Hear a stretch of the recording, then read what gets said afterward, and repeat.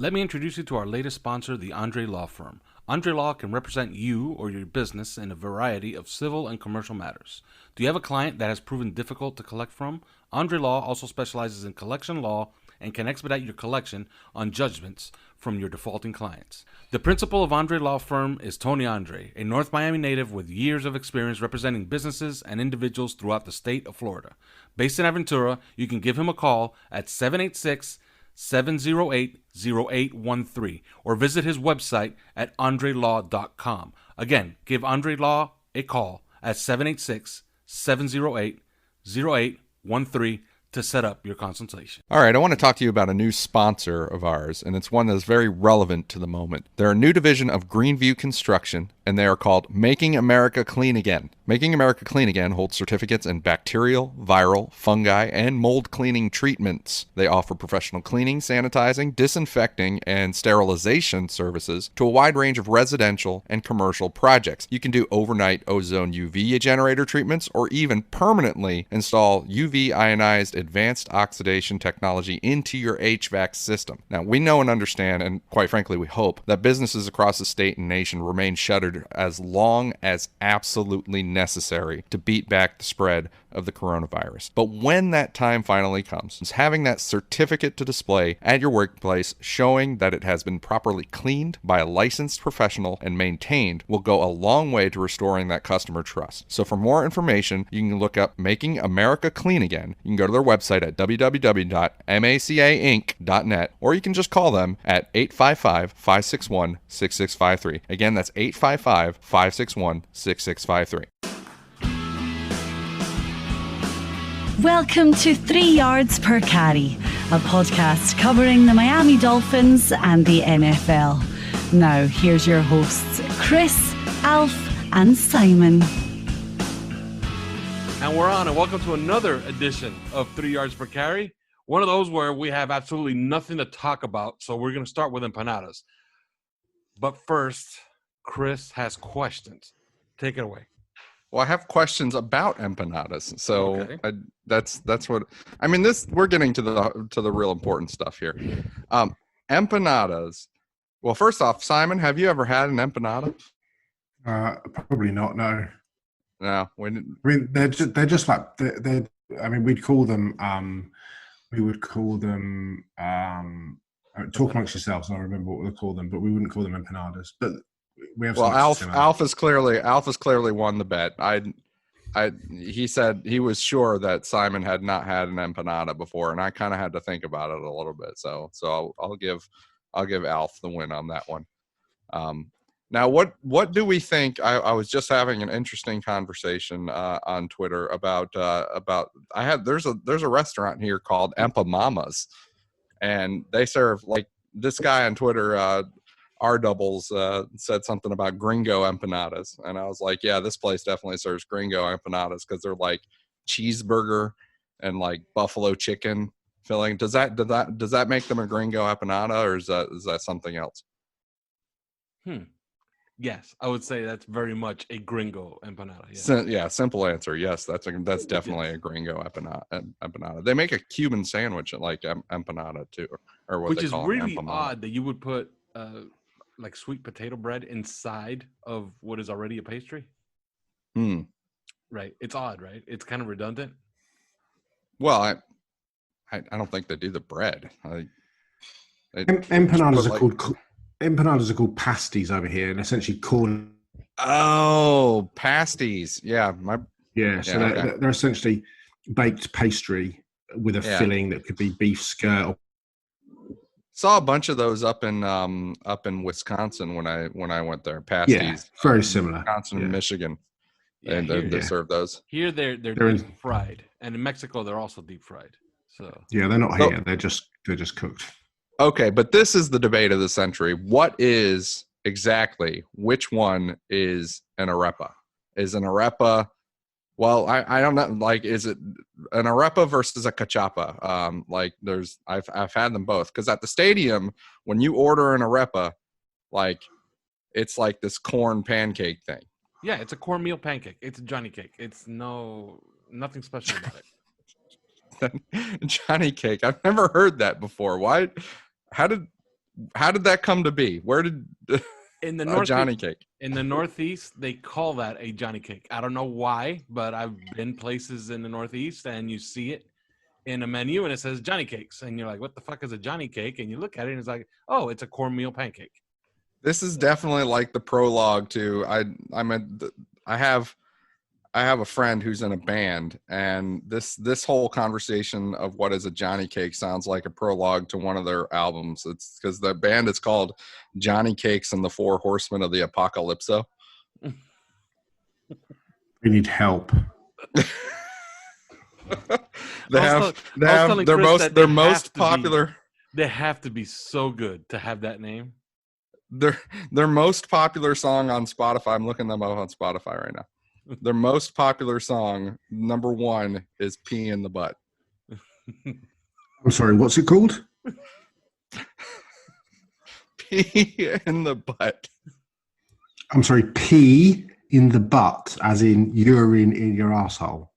Yeah. That is a niche title for a song.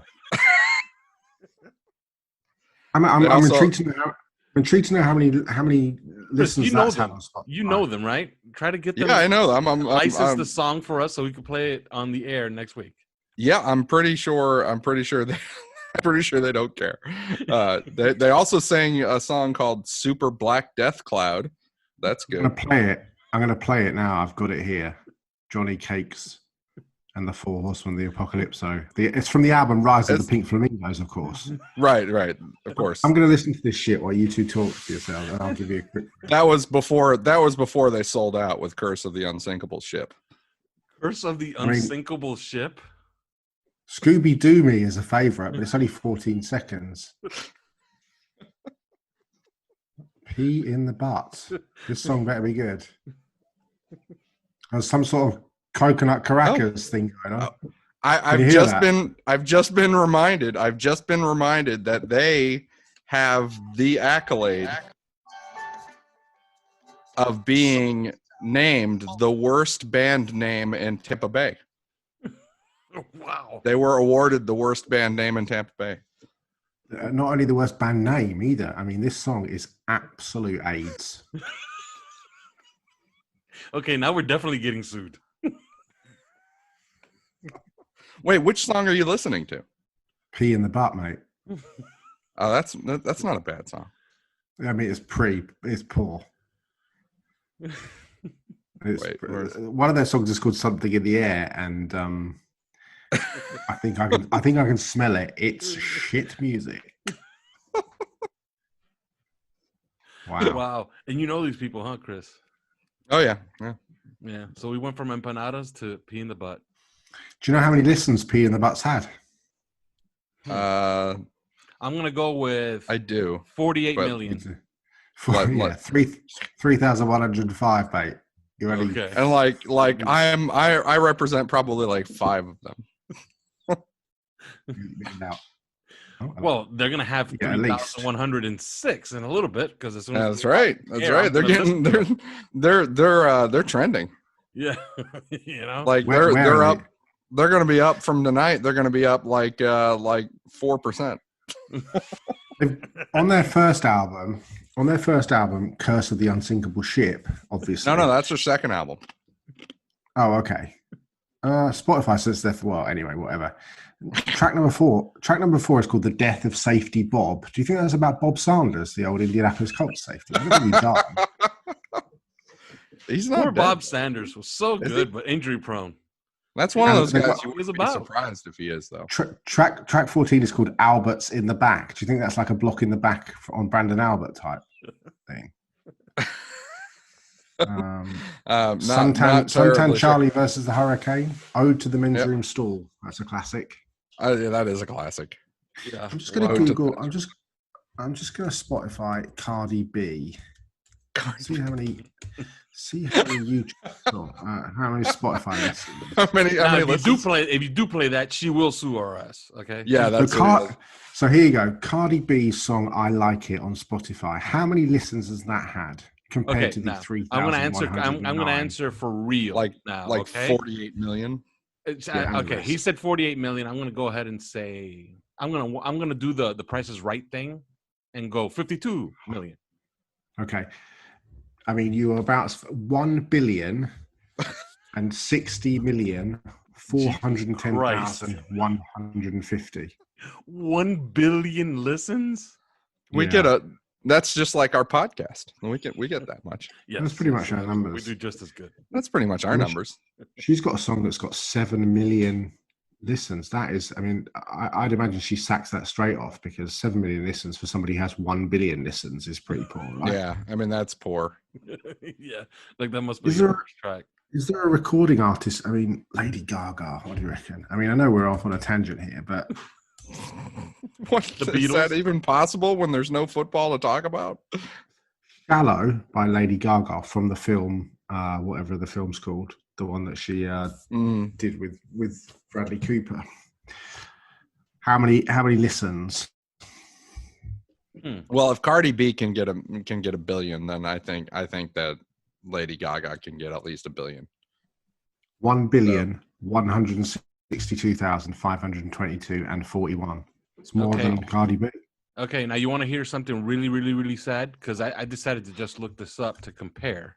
Okay, on John Lennon's channel on YouTube, "Watching the Wheels," in my opinion, his best song, 11 million views That's nothing compared to Cardi B. Cardi B's worst song. Like, Yeah. That's pretty I sad. mean, Makes me want to cry, here really. Here Comes the Sun by the Beatles is 478,646,353, Jesus which is their Christ. highest ranking song. But I think, didn't the Beatles come to Spotify late? Wasn't there a moratorium on Spotify of the I Beatles? don't know. I'm not sure. I think they were one of the first, to be honest. I'm They pretty could have Imagine been one sure of they the were. first. Imagine has like from John Lennon has like 266.5 million. So that's So sad. decent. I mean, it's no Cardi B or Lady Gaga, but you know. Yes. Well, ladies and gentlemen, Wow. that was our first segment. Mm. So you They go by so That was a fast. they go by That was the so show, wasn't it? That was What the a- show, I thought. What a great show. Okay. So you're going to hear from a sponsor right now. And when we come back, we will have your Twitter questions. But first, these words. Let me introduce you to another sponsor to the podcast. You Break Wheel Repair and Remanufacturing Company. Tired of your wheels? Give your car a new and refreshed look by powder coating them a new color. Even make it heat, Hurricanes, or Dolphins colors. Wheels faded and scratched, renew them with our in-house wheel refinishing. They'll also repair cracked and bent rims while also offering in-home service. They also offer powder coating and full metal finishing of many other metal items such as outdoor furniture. You Break Wheel Fix has 15 years experience based right here in North Miami. You can check out a gallery of their work on Instagram at that's the letter U, Break Wheel Fix. That is U Break Wheel, WHEEL Fix. For information, call 305-748-0112, or you can also visit them on the web at youbreakwheelfix.com. That number again is 305-748-0112.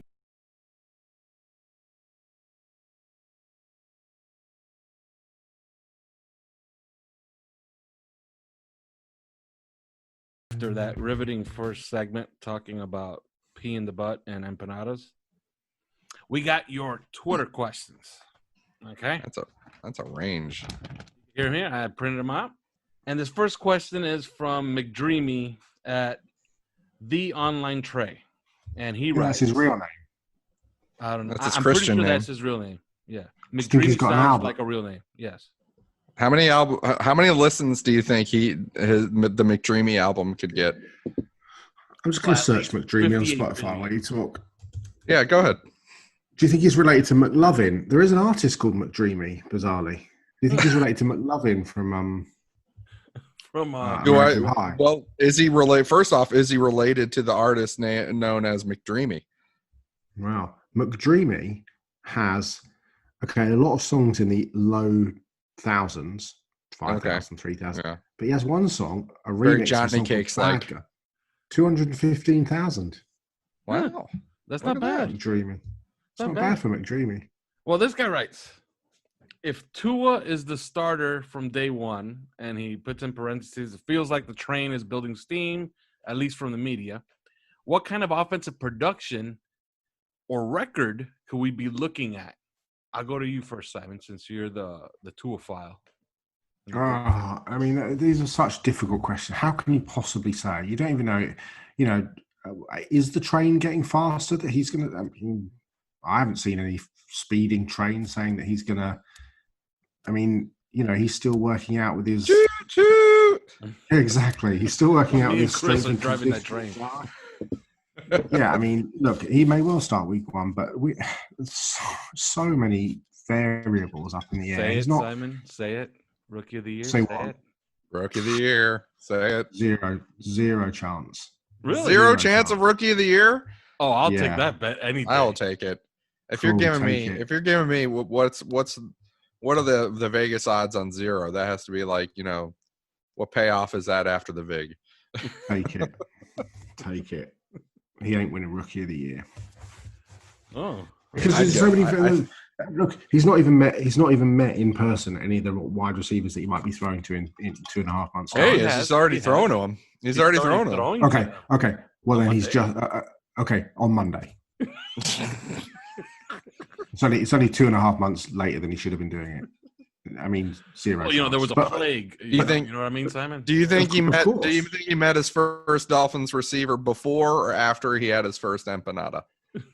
I'd imagine know. that a boy from Hawaii had an empanada a long time ago. Yes. I would say, yeah, that's an obvious yes. He's had an empanada. He's had an There's empanada. no doubt okay. about that. Plus, Wait, am I missing something? Why would there be empanadas in Hawaii? Like, because he plays in the SEC, so he plays Yeah, down man. here in yeah, but Florida. that's Alabama, man. Yeah, but he goes to Plus- Gainesville. They'll take kindly to them other kind of folk in Alabama. look at his chubby little squirrel cheeks. That's a boy who's had a few empanadas. He's had a few.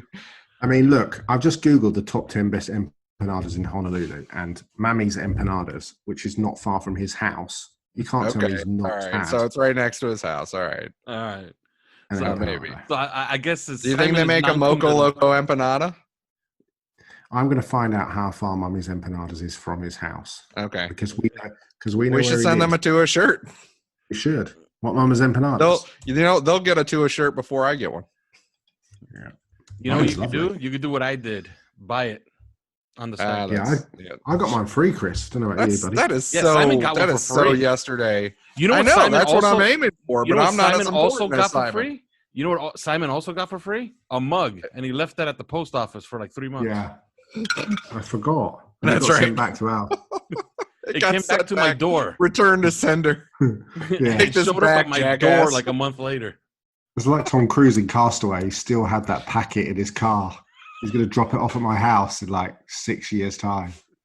So since Simon is non-committal, how about you, Chris? Are you willing to make a grand proclamation that Tua Tagovailoa is going to have a monster Rookie of the Year campaign? Well, no, I think you would have a very good rookie year if he ended up the day one starter. If he ended up especially if he ended up the day one starter. Especially if he ended up the day one starter. Well, let's move it forward. Let's say day one. Does it translate into wins?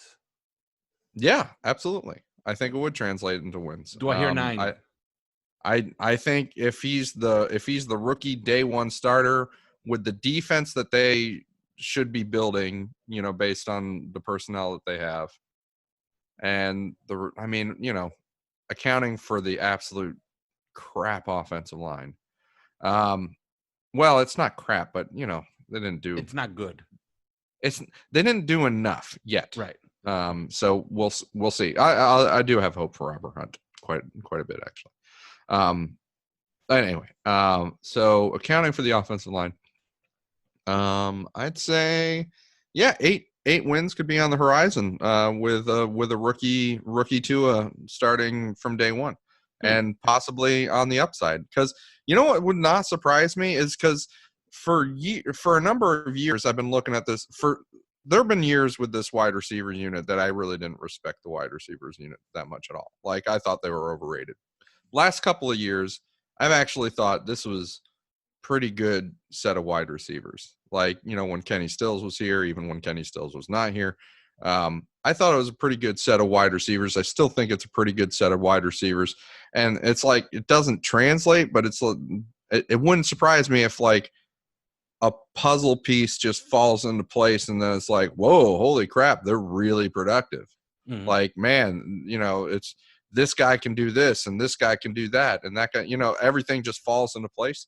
And it wouldn't surprise me if Tua starting at quarterback is exactly that, Jakeem Grant suddenly looking great, and Preston Williams looking even better than he did last year because he's not a rookie anymore, and Devontae Parker, being what he was last year in the second half of the season.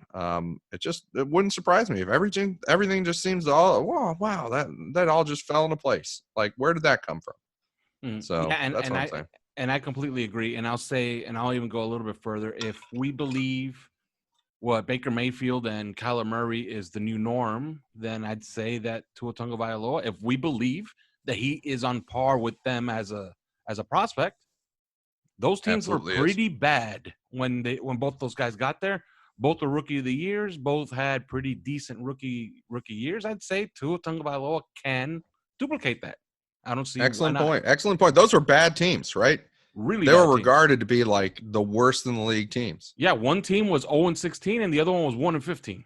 So yeah, I mean they were regarded to be absolute crap, and yeah, I mean the Cardinals weren't 1-15, right? I mean when Kyler took over, that was the Josh Rosen year. They won 3 games. Did they win 3 games with Josh Yeah, they Rosen? won 3 games. Yeah, they won 3 games. Yeah, they drafted. Josh They're Rosen crap. They were regarded to be the Mhm. worst team in the league. I mean, this was the whole reason everybody was like cool with Josh Rosen. They're like, he came from the worst team in the league. So he's not on the hook for anything that he did there. And that was what I kept hearing. And it's like, well, okay, well, he came on the worst team in the league, and then the next year the rookie quarterback wins Offensive Rookie of the Year. And same with Baker Mayfield. Mhm. So of course, yeah, Tua could absolutely do that. Yeah, and those 2 guys, they won Rookie of the Year, so why not? Mm-hmm. So I'll say, yeah, he's just as good as they are. He'll duplicate it. Now, would Joe Burrow do it instead, though? Yeah, I mean, yeah, that's the competition, right? I mean that's a bad team. That's same thing applies. Yeah, like that's an awful team. There's more talent on that Bengals team there is on the Dolphins. You think so? Yeah, I think so. I'm not so sure. I'm not so sure. I think we have certainly last season there was. Yeah, maybe I agree. Much this season. Yeah, last season significantly more talent. There were some XFL teams with better talent last season. Dude, seriously. Yeah. I mean, especially once he got down a bit in the injuries and everything, like they'd cycled so many guys onto injured reserve, and we're just going off guys they picked up off the street, starting them. I mean, that got pretty bad. All right, this question I find really, really fascinating, and it's by M at MD by the Water, and I'll ask Chris first because I think I know where Simon will go with it.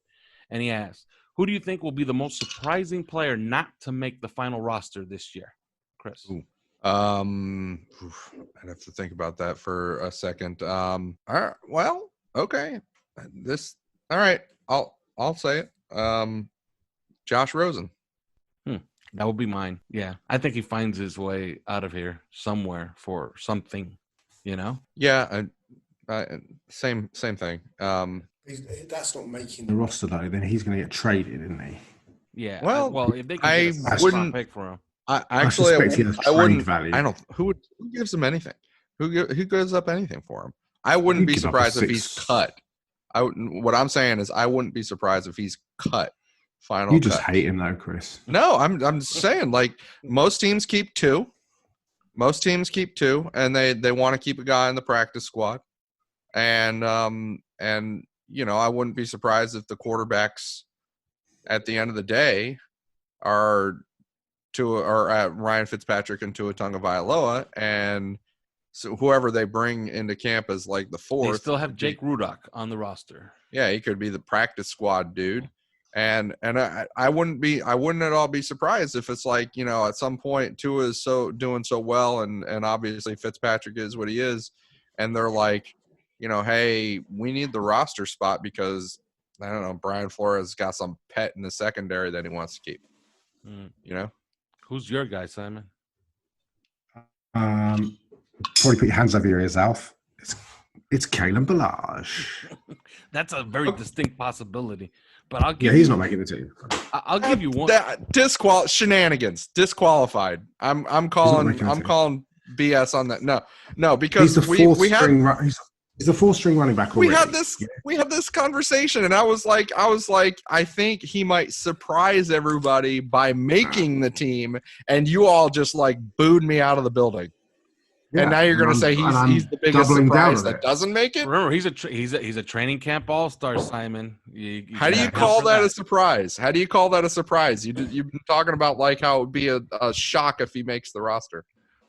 I answered this question on the Twitter feed the other day, and I had about 30 people go, no, Ballage is really good. He's really well liked. He's brilliant in the red zone. Yeah. Somebody said to me, Austin Jackson wasn't going to make the 53, which was one of the most... Okay, that was a good one. I like was one of the most retarded things I've ever heard. And then somebody else was talking about how bad Raekwon McMillan was because Sam Eguilvan had more snaps. I was like, dude. Oh, my God. Wow. I'll give you Sam one. Eguilvan, would that be a surprise? No, he's shit and he's not making the team. No. Yeah, I like him a little bit better than shit, but yeah, I think he's not making the team. But I'll give you this one. Would either of you be surprised if Bobby McCain is just cut? Silence. No, especially if he gets injured. If he's not injured, like he's healthy, he's been healthy through camp, then yeah, I would be surprised. But if he takes another injury in camp and then comes back, he does one of those things, he gets healthy, and then just when he gets healthy, they cut him. That wouldn't surprise me. The same then goes for Jakeem Grant. Yeah. Yeah. Well, that would be a shame. Particularly if he doesn't stay healthy in camp, right? Yeah. Another injury, and then it's just like kid's always injured, and then that's it. All right. So he has to stay healthy. Next question is from Joel Baldry at Joel Pete B.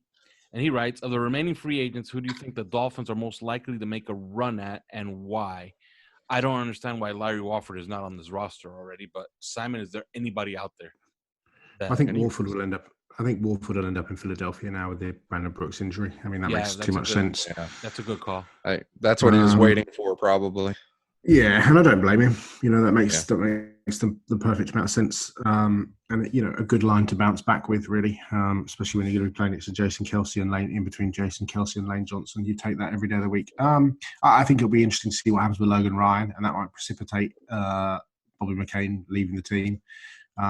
It was clear that the Jets were interested, but then there was, multiple reports that the Dolphins were also sniffing around. Ryan said it himself, essentially, on that ESPN interview. So, he's certainly somebody that Flores and the guys know. So, it wouldn't surprise me if Logan Ryan is somebody else they pick up. Beyond that, it's street free agents. And, June 1st, I was going to say June 1st cuts. It's now already June the 18th or something. But, end of, training camp cuts and stuff. But beyond that, I can't see anybody else. It's like March 67th right now. Yeah. Who knows what fucking year it is? Yeah. You have somebody, Chris? No, I was gonna say Logan Ryan, but then Simon stole it from me, like the Pasanda thief he is. Yeah. Bullshit. Yeah, I don't understand how Larry Warford doesn't have a contract in hand and on the roster already. Like, I don't get that. Well, no, look, they're clearly. Let's be honest. He didn't play brilliantly last year. No, but that's why he's available. Yeah. Jesse Davis, is Larry Warford 2019 that much better than Jesse Davis? Yes, I would say yes. Is he? Yeah. Yes. Last year he was really poor. Yeah, but even his bad season is still, his resume is it's good enough to put next to a Robert Hunt and say, look, now you're going to learn from a guy who's played on 3 Pro Bowls. What if Robert Hunt can't handle playing right tackle? Yeah, that's can't. Well, he's that's an issue. Yeah, you don't want to, but you're obviously going to kick him into right guard. But if Larry Warford's there, then your 39th pick that's tough. is just Your 39th pick is just sat there doing fuck all. Yeah, that's true. Yeah, that's a very That's good true. point. That's probably why they haven't signed him ultimately. Because naturally, I would think, hey, you just have Robert Hunt and Jesse Davis in true competition at right tackle. You got Larry Warford at right guard. And but as you say, hey, what if Robert Hunt doesn't win that? What if Austin Jackson doesn't make the 53? Yeah, what if Tua Tagovailoa was not good enough and he gets cut? Surprise cut to Didn't we cut Brad Jackson the year he was drafted? Was he a third round pick? I can't remember. He was a third round pick, yeah. Was he the dude that was blind in one eye? Maybe. Didn't he end up having whatever the illness that Steve... How did Eddie Blake manage to get himself out of here? Was he straight up cut? He was a second round pick, highly touted. Didn't he eat himself out of the league? That's a good question. Hasn't Brad Jackson got ALS? Does he? Oh. I think so. Yeah, and Michael Jackson was cut as a third rounder. Yeah. In 88. I'm trying to remember who was blind, who it might not have been the Dolphins, like a team. I remember a team like found out like he was blind in one eye. Didn't know that. Was Chris Canty blind in one eye? Chris Canty was blind in one eye, yes. But I think it was a football injury.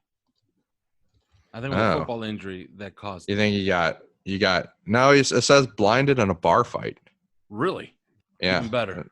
That's an even better story. Now you're thinking of Zeus Brown. That was he had a detached retina. That's who I was thinking. Yeah, about.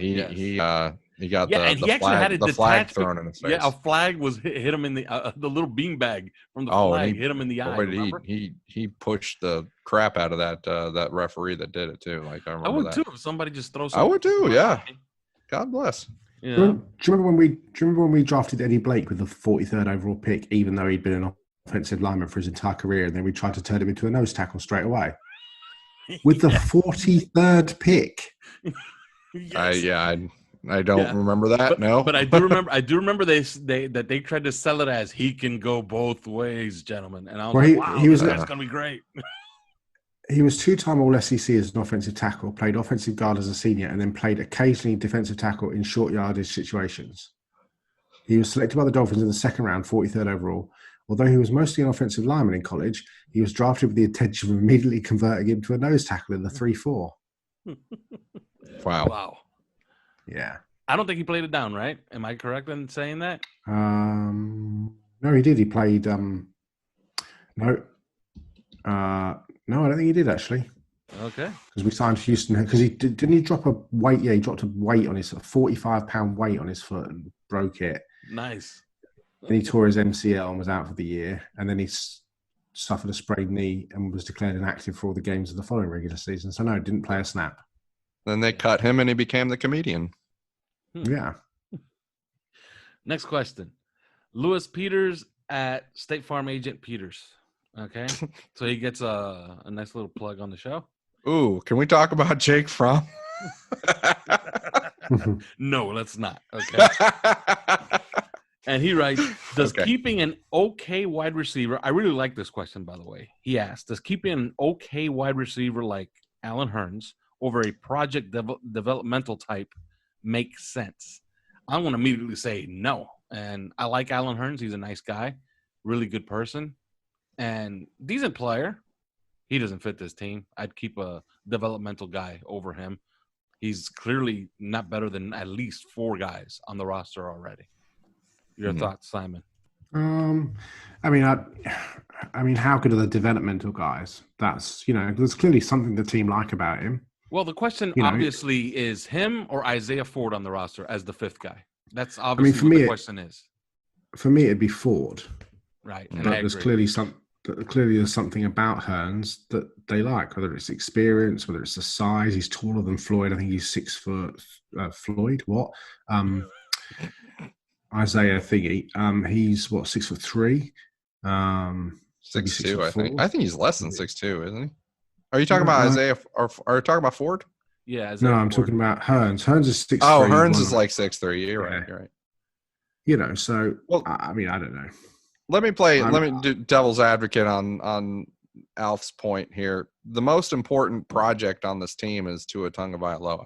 Mm-hmm. So if keeping Alan Hearns, a veteran guy who can be relied on is is important to Tua's development, then you do it in a heartbeat over some sixth wide receiver, borderline guy. I mean, wide receivers, I hate to say it, but they grow on trees. And those guys that you get is like the sixth, seventh, or fifth type, Mm-hmm. So you could see keeping the old hand there, if that helps Tua in some way, then you do it. But you could easily see them go 5 receivers: Grant, Parker, Williams, Wilson, Ford. Backs would be Breeder, Howard, Laird, Perry, because you can fit him in there and he can just play him all over. Wouldn't surprise me if Chandler Cox was whacked, because stylistically, system-wise, he doesn't really fit. And actually, you could probably play either Elandon Roberts or Christian Wilkins at fullback in short yardage situations if you needed to do. There's going to be way too many one-back sets potentially for Chandler Cox to make any headway on the roster, which obviously allows you to play Malcolm Perry. But I would keep Ford, but I would understand why they would keep Hearns. But for me, I would keep Ford. He's a good player. I always thought he was a good player in college, and I thought he was really impressive down the stretch last season. So we shall see. There's other guys: Merritt, Ricardo Luis, Gary Jennings, and Mac Hollins. Mac Hollins is in the Mac Hollins is good. Mac Hollins is good special teams. Good special teams player, and had moments at the end of the season too. Yeah, good deep ball guy. Yeah. He's not fast, but I mean, he's good. He's tall, good deep ball. This actually might make a nice segue into something that Simon raised the other day. Chan Gailey actually has used the fullback before in his offenses. I somewhat remember this. I don't have the numbers offhand, but he actually has. It was a surprising amount to me.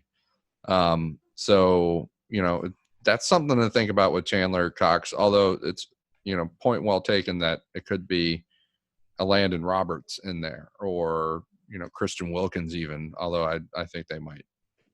I wonder about that, because they're going to get him a lot of work out of him on the defensive line. But so yeah, maybe Chandler Cox gets whacked. But as for the offensive style and the personnel groups that Chan Gailey has made use of in the past, he's definitely used 21 like fullback personnel. But Simon brought up a point the other day about Chan Gailey's experience. You want to get into that? I don't have it in front of me, but I think something like, hold on, talk amongst yourselves, ladies and gentlemen. I have 3% battery on my phone, so it could be a struggle to find it. Here we go. There's a minute and a half left. During 5 seasons as an NFL play caller for the Jets and Bills, Chan Gailey ran 1,121 pass plays with 4+ receivers on the field. The entire rest of the NFL has run only 7,275 of those plays over the past decade. Mic drop, bitches. I've got an even better stat on Russell Wilson if and when you want to hear it. Well, hit it. Right. So the best quarterback in the NFL is who? Tua Tagovailoa. I mean, Patrick Mahomes. Seriously. Yeah, Patrick Mahomes and Russell Wilson is 1B or number 2. Yeah. I mean, since the Seahawks picked Russell Wilson in round 3 in 2012, Seattle have played 143 games, 15 in the postseason. Wilson has started every single game, every single one. Have you done that, Patrick Mahomes? No, you haven't. He's made the playoffs in 7 of his 8 seasons, won at least 1 playoff game in 6 of those 7. He's won 1 Super Bowl and was a goal line pick away from winning 2. And over the past 3 seasons, he has 100 touchdowns and 23 picks. Yet in his 8 seasons, a total of 400 NFL MVP votes have been cast. How many votes has Wilson received of those 400? I'm going to go ahead and say 0. Chris? Like maybe 25. Alf, you're the winner. 0. Wow. Yes, because Not a I've single. always had that knack. Like, hey, how come this guy doesn't get votes? And I guess I was right. I was joking. I thought he would get like 3 or 4, but no, he actually has 0 votes. 0. And look at the beyond average supporting cast he's played with over the years. I Yes. mean, offensive line and skill position players. I mean, it's astonishing what he's been able to do, because that's essentially a 5-11 team that's in the playoffs 7 or 8 years, based pretty much. Okay, the secondary was, the defense was pretty strong, but And he's had confirmed like at least 3 times the worst offensive line in football. 3 times. Yeah, his left tackle this year is going to be Dwayne Brown, who I believe was drafted in 1984. He won a Super Bowl throwing to Paul Richardson. What the fuck? That's a fair point. So there you go. Just thought I'd throw that in. Could Paul Richardson beat Alan Hearns for that roster spot? Unlikely. Back to the questions. Miguel Perez at Miguel Bahamas writes, what fringe player from last season will benefit most? French? Like a French player? Best fringe player. Do we have a French player? Fringe player? Julian Davenport? Julian Davenport? Do you think he's French? Julien? He's got that little... Julien? He's got the little...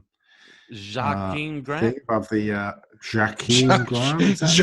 Joaquin. Jacques Rudock? Kalan Balaj? Rudock? No.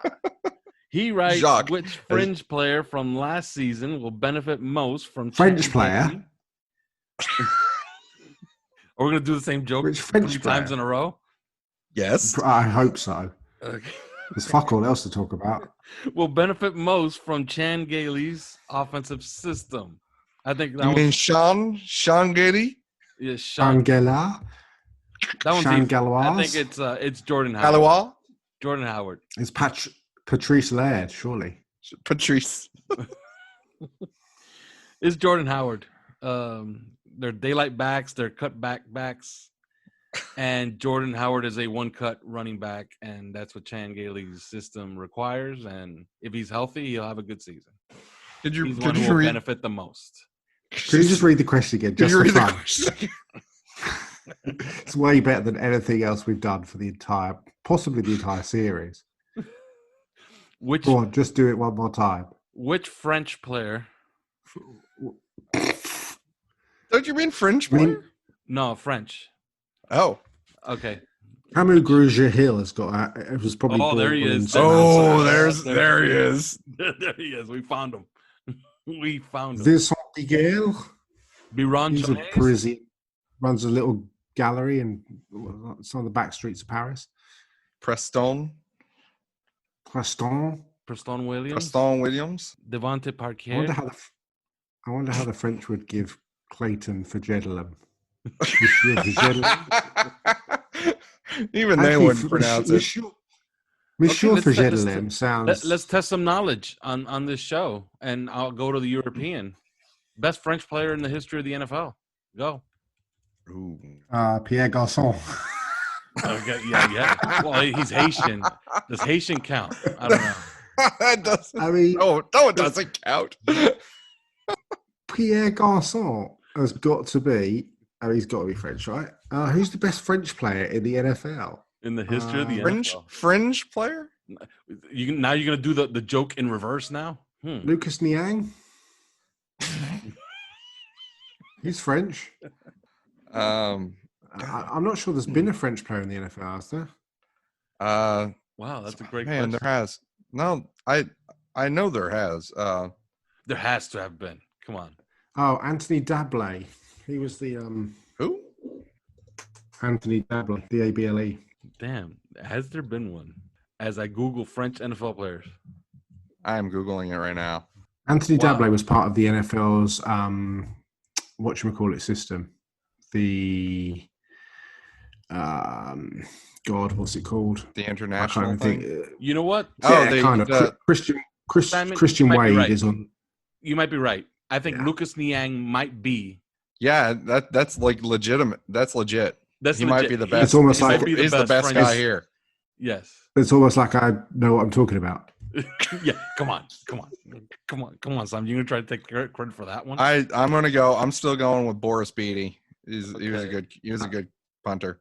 Charles Romes, or Charles Romes, as you guys would call him, Charles Romes played 9 years for the Bills. He's from Verdun in France. He is Wow. distinguished as being the first Frenchman, Yeah. why do they the first He had a French pick man every year from 78 to 86, and It's he had not first off. 28 picks. First off, it's not the first Frenchman to play in the first French man to play in the national. Like, was there a French woman? I'm just wondering. The first pick in the 2019 CFL draft. No. Europe was Valentin Ganua, who is from Le Mans, where the 24-hour race is. Defensive end from McGill University. I think he would take offense by the way you're pronouncing his name. I'm pretty sure he wouldn't. And how do you call that? How do you call that 24-hour race? Is not Le Mans? Is what? Le Mans. Le Mans. Le Mans. Yeah. Is this like the scone thing? No.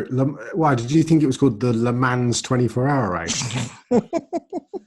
It's called Le Mans. Every time I watch it on TV, they say Le Mans. Mm-hmm. It's because you're watching American television presentation. If you're from Europe, it's Le Mans. I mean, most of you over there would think the River Thames, spelled Thame, is called the River Thames. So, well, they're different rivers. It's exactly. It's the Le Mans 24-hour, not the Les Mans. What about the River Seine? The Seine, yeah, that's the Seine, Seine, Seine. All right. I can give you all sorts of European names if you want. I mean, just throw me something and I'll back to you in a European style, probably with a galoise hanging out the corner of my mouth and a lopsided hat and a parasol. Exactly. That's how we roll in Europe. Oh, that's true. Pat, if you'd not been, is one of the great cities of the world. It is absolutely what city? Just what Paris. City? Oh, Paris. Paris. Paris. Gay Paris is just sensational. And how do you pronounce the Eiffel Tower? Is that correct, or is it Eiffel? The Eiffel Tower, yeah. Okay. The Eiffel Tower. Where is the Mona Lisa? In Las Vegas. The Eiffel Tower? No, there's an art gallery in Paris. What's it called? It's probably the most famous art gallery in the world. You can't be this the thick, Louvre. surely. The Louvre. Yeah, somebody's that pyramid-looking thing. Yeah, the Louvre. Yeah, the Louvre. That pyramid made Louvre. God, yeah. we really have nothing to talk about, do we? Yes. Another really question. This was from Lloyd Hilbrun at Lloyd Hilbrun. And he writes, all three of you want no part of Jackson before the draft. Obviously, he's talking about Austin Jackson. Have you changed your tune? Talking about Brad Jackson. Have you changed your tune, or are you just trying to be positive? I don't know if he's heard me, but why would it change my position? I watched him play all year last year. He didn't strike me as a first-round pick, and lo and behold, he's a first-round pick. So, yeah, I mean, there's no point, and you've got to deal the cards that you've been dealt. I mean, he's a 20-year-old kid. Some of his tape makes me incredibly nervous. You turn on the Utah tape, and it makes me, if Tua's turning that on, it's going to make him sick into his shorts or fake a hip injury. But he's a kid. He had issues last season off the field with his sister's where he had bone marrow stuff with his sister, and he had to spend 3 months away from the team. Wasn't able to do any physical workouts for 6-7 weeks. That's not an excuse. That's just part of life. He's going to be, it'll be sink or swim for Austin Jackson, I think. But there's no point in panning the guy. I think there is going to be a significant downside before we see any significant upside. But there are lots of trustworthy people in the league, who thought that he could be a top 15 pick. So, I think it's just going to be wait and see. And I think there's probably going to be, like I said, there'll be a lot of Dolphins fans who, by God, can clutch their pearls with the best of them when somebody sneezes in the wrong direction. So God knows what happens when he gives up a sack or two, which he ultimately will do. But I think potentially down the line he could turn into something nice, but I've yet to see it. But he's still a kid, but he looks like a left tackle. That's what I'll say. So, Yeah, I think it could be both. I mean, you're changing your tune, trying to see the best of it. You're not going to get very far by just assuming that these guys who have been in the league and forgotten more football than you'll ever know, evaluating a player are just have absolutely no basis for liking a guy. You're just not going to get very far by assuming they're just full of complete crap. There's absolutely nothing there. There's no reason to be optimistic about the player. Of course there is. There's a reason to be optimistic. There's a bull case on the guy. You always got to see the bull case, and you always got to see, if there's a bear case, there's a bear case too. But so what you do when the Dolphins take a guy that you didn't really like that much, you probably wouldn't have taken, is you look at it and the fans want to know, okay, well, what's the bull case on this guy? Why was he taken? Mm-hmm. And that's what we've been doing, and what we've been talking about with him is, I'll tell you pretty easily, and Simon hit on most of the points. This guy's the youngest player in the draft. He didn't really get a full off season.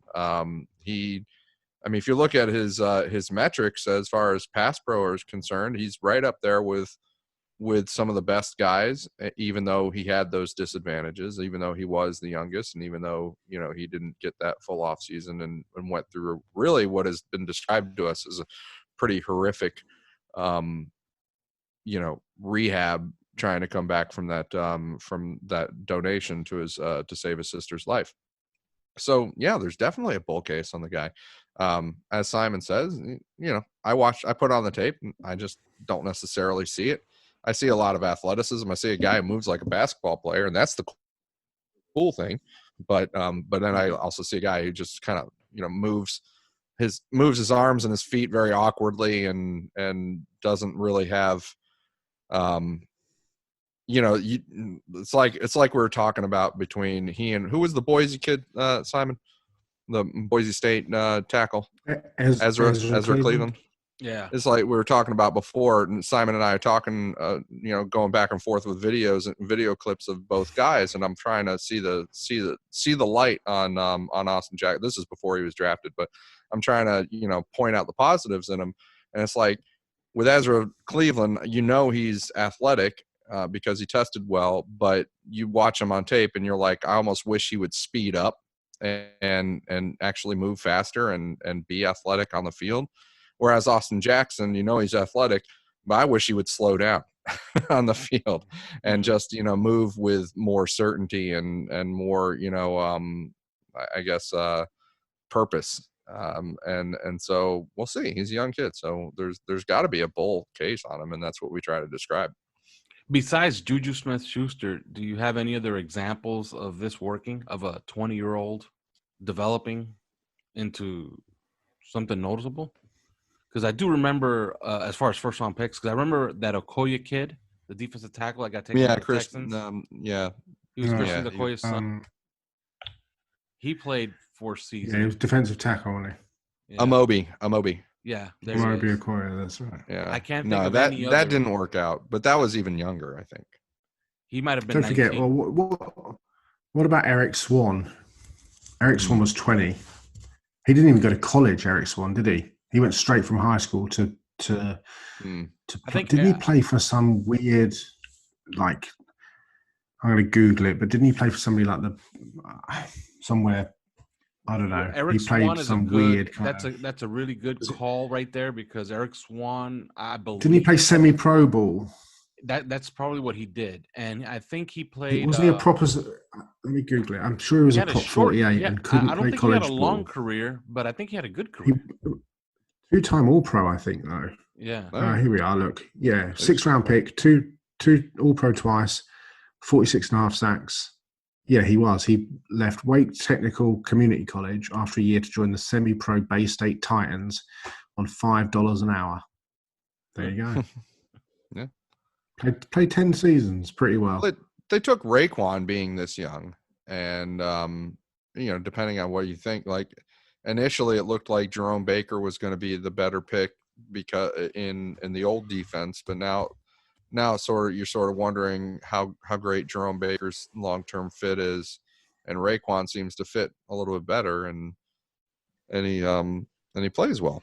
He plays well for us for the Dolphins. So he was young, super young.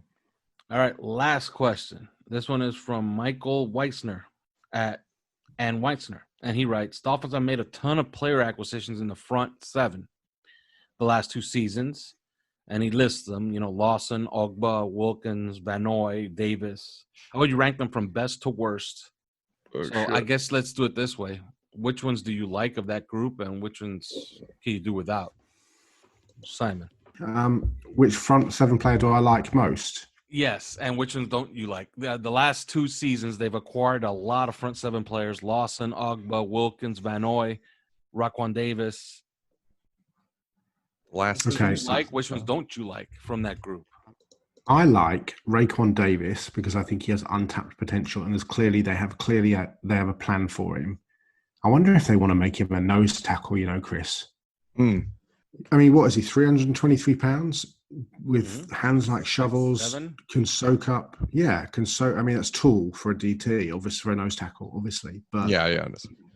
You could, I've heard worse shouts potentially, but guys I loved Christian Wilkins in college. I thought he was a terrific player. I thought he was okay last year. Love to see him really step up this year. I'm very intrigued by Zach Sealer. I thought he played really well when I saw him. I like Beagle. I think Beagle's got some juice about him.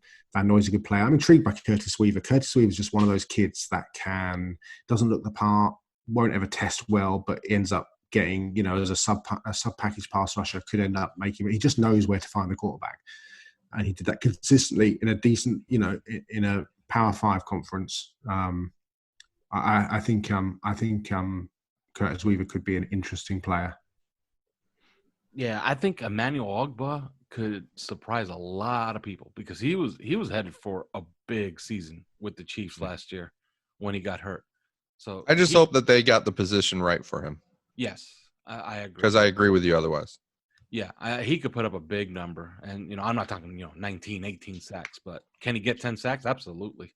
I think that's something that you can see this year. And he could be a staple of the pass rush. Like, he could be an extremely important player for them this year. Who is that big defensive end, that big, tall defensive end that the Patriots have used recently? I want to say he came out of Arkansas. Yeah, I think they might have just cut him this year. But anyway, if we think about it, do you have another guy that you like or didn't dislike, Alf? Well, Raekwon Davis, I loved it when they took him because, like I said, his worst case scenario is pretty damn good. I think that the worst case scenario is I think he's going to be really good against the run, no matter what. So, because he's so strong and he's so good setting the edge. So, yeah, Raekwon Davis, I think, was a home run pick, and very, very low. I would say high ceiling, very. I don't know how you would say the low case, like the bear case on him. The bear case of him on him is pretty good. He will be a useful player. Worst case scenario, he's going to be a useful player. Dietrich Wise, is it? That's the guy. That's the guy. I was wondering if maybe they end up using Emmanuel Ogba a little bit like Dietrich Wise. But just throwing that out there. And of course, Kyle Vanoy, like, not to overlook him, I think he'll be the captain of the defense. So I think Christian Wilkins is the one with the most to prove out of that group.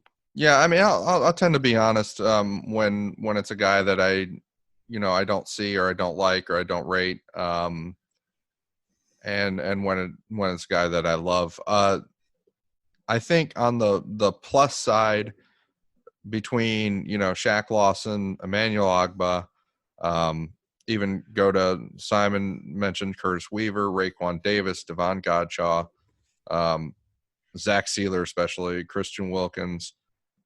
A lot of guys, nobody there that I dislike. Nobody there that I was like, I just really don't like that guy. And even in the linebackers, go back to Jerome Baker, Raekwon. Well, Raekwon wasn't a guy that I rated very well, but he wasn't a guy I hated either. And nobody I really dislike.